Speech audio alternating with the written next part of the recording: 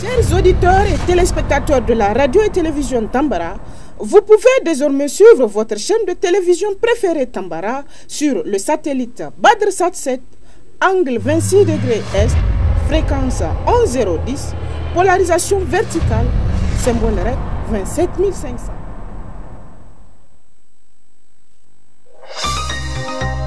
Suivez le journal avec STM Transport Voyageurs.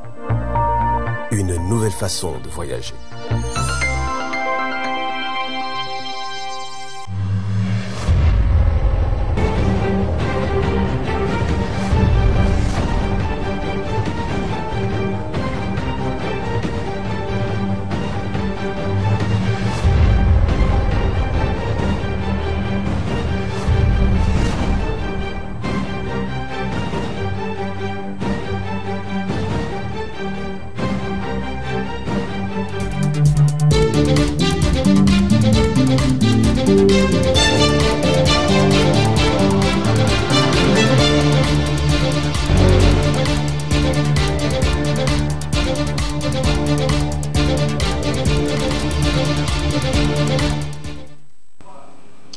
Mesdames et messieurs, bonsoir et bienvenue à cette édition d'information de ce mercredi 18 juin 2025 sur la télévision Tambara, le miroir de la femme, que j'ai le plaisir et l'immense joie de vous présenter.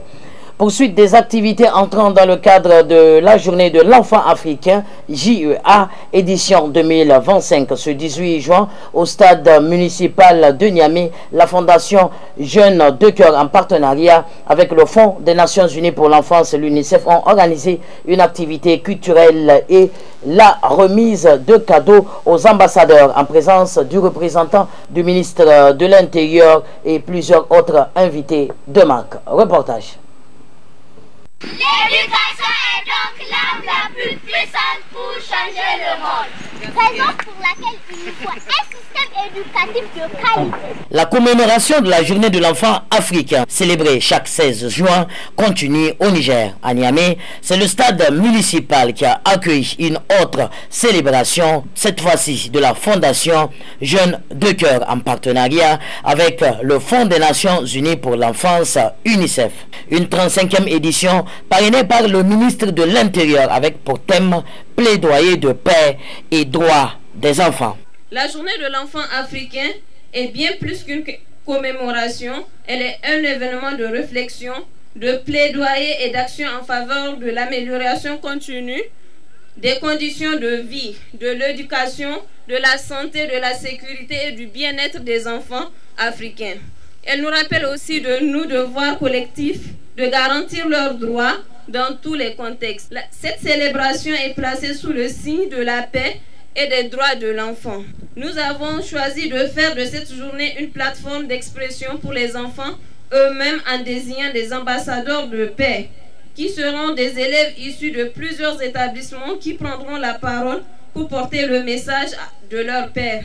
À travers leur voix, nous entendrons les espoirs, les rêves, mais aussi les défis quotidiens que rencontrent les enfants dans nos communautés. Ces ambassadeurs procéderont aussi à l'acte symbolique de lâcher de colombe au nom de la paix. Cette journée vise également à renforcer l'engagement des autorités locales et nationales, des partenaires et de la société civile dans la mise en œuvre des politiques publiques relatives à la protection de l'enfant, de promouvoir la paix et les droits des enfants en Afrique pour assurer un avenir meilleur pour les générations futures. Ibrahim Amadou Bakté, un jeune ambassadeur de la paix, a lu le plaidoyer en faveur des enfants à l'endroit des autorités. Nous sommes sans enfants, ambassadeurs de paix. Nous sommes là pour porter un message de paix et d'espérance. Au nom de tous les enfants du Niger, nous demandons la paix. Nous voulons grandir sans peur. Nous voulons jouer, aller à l'école, vivre en sécurité. Nous demandons que plus jamais un enfant ne soit utilisé dans un conflit. Nous voulons que nos écoles soient des lieux de paix. Nous demandons à être pris en compte dans le budget. L'enfant ne doit pas être oublié dans les décisions du pays. Nous voulons des écoles, des soins, des repas et une protection solide pour chaque enfant. Nous voulons que l'État s'investisse fortement dans notre avenir. Nous avons des rêves. Nous rêvons de devenir enseignants, médecins, militaires, artistes, présidents. Mais pour cela, nous avons besoin d'être protégés, encouragés et écoutés. Nous demandons que chaque budget tienne compte des enfants, que nos voix soient entendues dans les décisions, que la paix soit renforcée et enseignée partout, que les violences faites aux enfants cessent. Monsieur le ministre, nous vous remettons aujourd'hui notre plaidoyer national et nous espérons que vous écouterez nos voix, comme on écoute celles des futurs bâtisseurs du pays. Merci. Et c'est le conseiller technique du ministère de l'Intérieur qui a prononcé l'allocution, remplaçant ainsi le ministre empêché. La journée de l'enfant africain, c'est un temps fort qui chaque année nous ramène à notre devoir moral, politique et institutionnel de garantir un avenir digne et sécurisé à chaque enfant vivant sur notre territoire. Le thème retenu cette année, la paix et le droit de l'enfant, nous interpelle à plus haut niveau. En tant que ministère en charge de la sécurité et de la cohésion territoriale, nous savons combien la stabilité est indispensable au développement de l'enfant. Un enfant qui vit dans un climat de paix est un enfant qui peut rêver, apprendre, s'exprimer, garantir et contribuer positivement à l'édifice dans la société. Notre ministère est pleinement engagé dans toutes les dynamiques de prévention, de protection, de sensibilisation visant à garantir un environnement sûr et propice à l'épanouissement des enfants. Cet engagement se manifeste par des actions sur le terrain, un soutien aux collectivités locales, une coopération étroite avec les ministères sectoriels, les partenaires internationaux et les organisations communautaires. En tant que parrain de cette édition, je voudrais exprimer notre volonté ferme de renforcer l'intégration de la question des droits de l'enfant dans les politiques de sécurité, de gouvernance locale et de paix durable. Chers enfants, aujourd'hui c'est votre journée, une journée pour faire entendre vos voix, partager vos aspirations et porter un message fort de paix. En vous voyant ici, ambassadeur de la paix, venu de différents établissements, je suis rempli d'espoir. Vous êtes les artisans du futur que nous construisons ensemble. Une marche pour la paix a été faite par les enfants avant de finir avec la remise des cadeaux aux différents ambassadeurs. C'est votre journée, une journée pour faire entendre vos voix, partager vos aspirations et porter un message fort de paix. En vous voyant ici, ambassadeur de la paix, venu de différents établissements, je suis rempli d'espoir. Vous êtes les artisans du futur que nous construisons ensemble. Une marche pour la paix a été faite par les enfants avant de finir avec la remise des cadeaux aux différents ambassadeurs.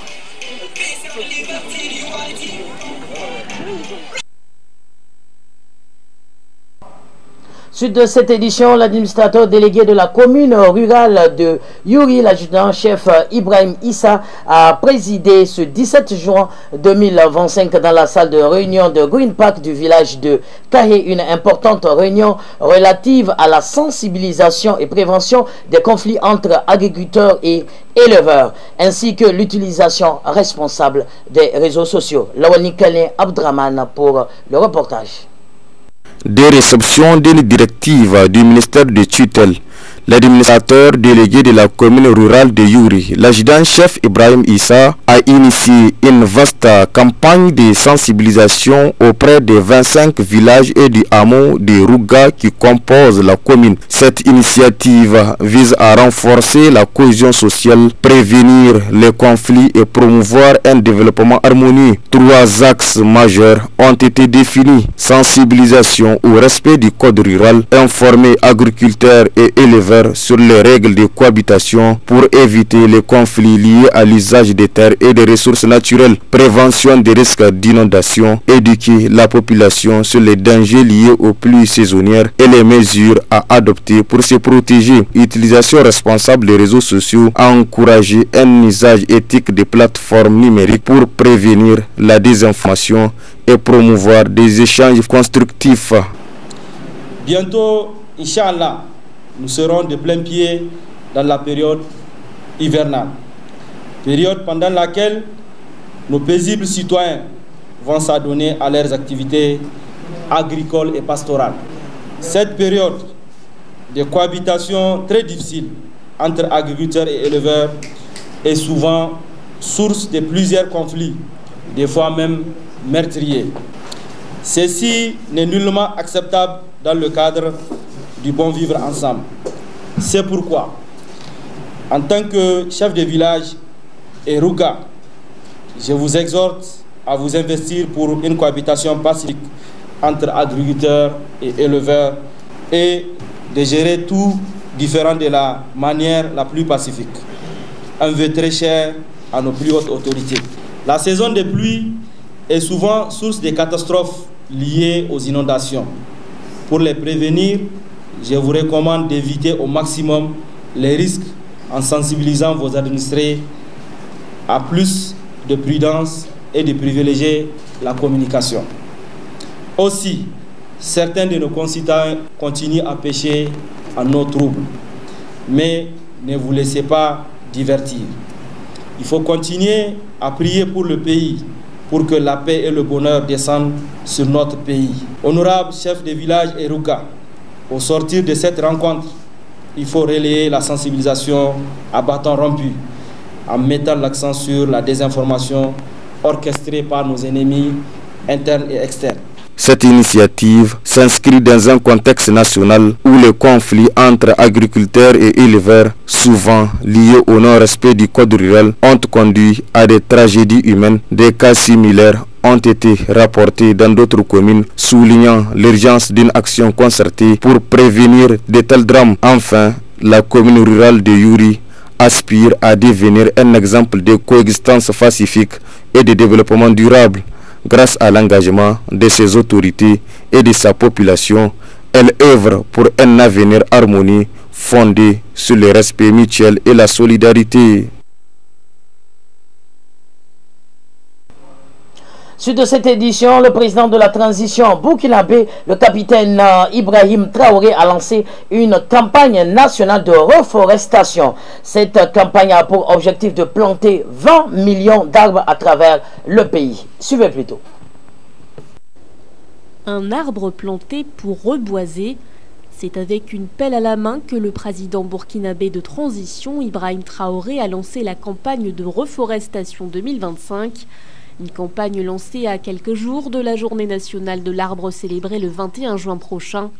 À l'approche de cette célébration, le chef de l'État s'est rendu dans la commune de Guiba, dans la région du centre-sud. Il est venu y planter des bosquets à plantes médicinales. Notre politique actuelle qui est de faire en sorte que les plantes puissent aussi nous aider à soigner notre population. Ça veut dire revenir à nos valeurs culturelles pour utiliser nos connaissances d'antan et essayer aussi d'épauler notre médecine moderne. Donc dans ce cadre, nous avons décidé de mettre un bosquet dans chaque province initialement et ça va se poursuivre éventuellement à chaque département. L'idée c'est de mettre un certain nombre de plantes qui vont aider la médecine et que chaque individu qui parte au niveau des centres de santé puisse avoir le choix de la médecine moderne ou de la médecine traditionnelle. 5 millions d'arbres plantés en 1 heure pour la seule journée du 21 juin. C'est l'objectif phare de cette journée nationale de l'arbre, une 7e édition placée sous le thème des plantes médicinales, source de résilience sanitaire et climatique des communautés. Un thème significatif à l'heure où le réchauffement climatique accentue la désertification des sols au Burkina Faso. Selon la FAO, 1/3 du territoire burkinabé est désormais dégradé, soit plus de 9 millions d'hectares de terre. Donc j'exhorte tout le monde à planter, utile et surtout entretenir. Donc bonne journée de l'arbre et souhaiter que l'année prochaine nous viendrons donc faire le constat de l'évolution de nos différents plans et que chacun puisse pouvoir prendre soin de son plan qu'il a mis en terre cette année et qu'il puisse grandir. La campagne nationale de reforestation vise cette année à planter 20 millions d'arbres sur l'ensemble du territoire national. D'après le ministre de l'Environnement, Roger Barrot, le Burkina Faso aurait mis en terre environ 60 millions de plants au cours de ces 10 dernières années. Dans la guerre israélo-iranienne, les combats s'intensifient entre les deux pays. Les gardiens de la révolution iranienne ont lancé la nuit dernière des missiles hypersoniques sur Israël. Le guide suprême iranien a précisé que le combat ne fait que commencer. Reportage. Dans le ciel de Tel Aviv, les systèmes de défense aériens israéliens rencontrent une nouvelle fois les missiles iraniens. Au 6e jour de la guerre, les habitants s'organisent car ils s'attendent à ce que le conflit dure. Ce parking est réaménagé en camping pour des familles. La mairie fournit des tentes, de la nourriture, de l'eau. Beaucoup de gens ici, notamment les jeunes familles du centre de Tel Aviv, n'ont pas d'abri adéquat et utilisent les abris publics. En cas de sirène en pleine nuit, il est très difficile de prendre les enfants sur les bras et de se réfugier dans un abri convenable, dans un lieu public. Alors les gens préfèrent venir ici. Je pense que des centaines de personnes viendront ici dans les semaines à venir. Les missiles iraniens sont bien plus gros, bien plus bruyants, bien plus effrayants et font bien plus de dégâts que les roquettes libanaises des Houthis ou du Hezbollah.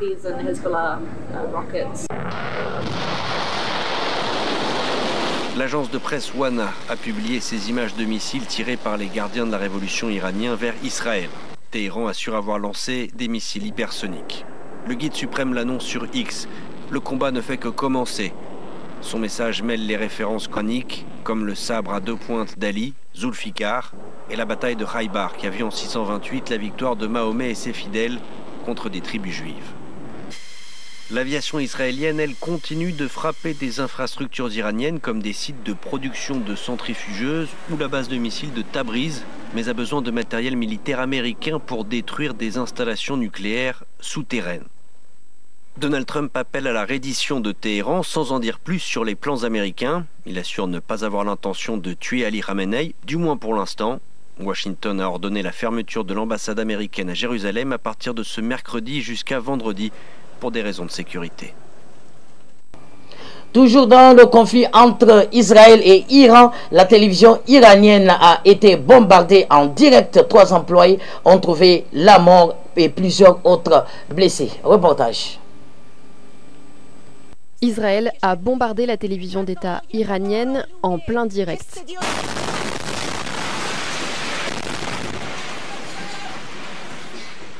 Le bâtiment de l'IRIB, la radio-télévision d'État iranienne située à Téhéran, a été touché par une frappe israélienne, interrompant la diffusion en direct de la chaîne.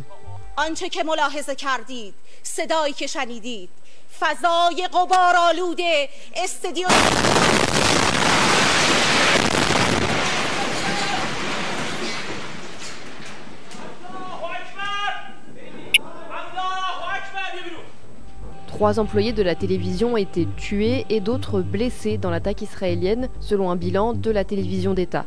Peu de temps après, la chaîne est parvenue à émettre d'un autre endroit à Téhéran.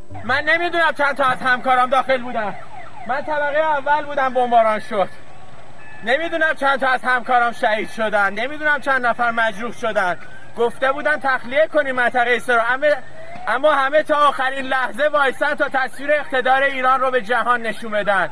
چیزی که رژیم صهیونیستی نمیخواد. این ثمره نخواستنش. فکر کرده سازمان صدا و سیما رو بزنه چی میشه؟ بدترش رو میبینید. Plus tôt dans l'après-midi, le ministre israélien de la Défense, Israël Katz, avait affirmé que le média d'État était sur le point de disparaître. L'armée israélienne avait appelé à évacuer la zone, située dans un quartier huppé de Téhéran. לפני מספר שעות תקפנו את מרכז התקשורת של המשטר האיראני ששימש את הכוחות המזוינים של איראן. המרכז שהותקף משמש כרשות השידור האיראנית. על פי המודיעין שבידינו, המרכז שימש את כוחות לקידום פעולות צבאיות בקסות אמצעים ונכסים אזרחיים. פעילות המרכז התבצעה בשליחות והכוונה ישירה של משמרות המהפכה. המשמרות המהפכה קורא לאורך שנים להשמדת מדינת ישראל ולרצח העם. טרם התקיפה הזהרנו את האוכלוסייה במרחב ופינינו אותה כדי למנוע ככל הניתן את הפגיעה בבלתי מעורבים. Le ministre iranien des Affaires étrangères a condamné l'attaque, qu'il a qualifiée d'acte ignoble et de crime de guerre. Cette frappe est survenue lors du 4e jour d'escalade entre Israël et l'Iran, qui se bombardent mutuellement depuis qu'Israël a attaqué massivement des sites nucléaires iraniens. Israel has committed a blatant act of aggression against the sovereign and territorial integrity of Iran. Its relentless campaign of atrocities against our people continues unabated. Après l'attaque de sa télé, l'Iran a appelé 2 chaînes israéliennes, N12 et N14, à évacuer. Messieurs, dames, c'est l'essentiel de l'actualité de ce 18 juin 2025 sur la télévision Tambra, votre télé de proximité. Les programmes continuent et que Dieu bénisse le Niger. Au revoir.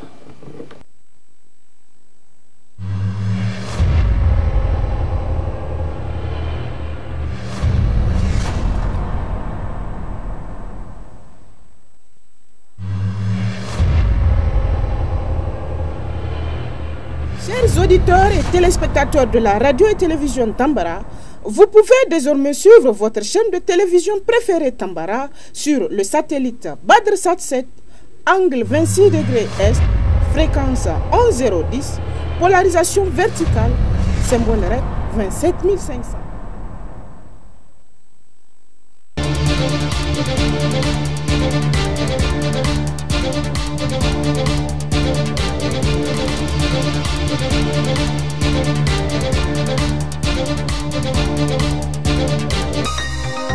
Ce journal vous a été présenté par STM Transport Voyageurs. Une nouvelle façon de voyager.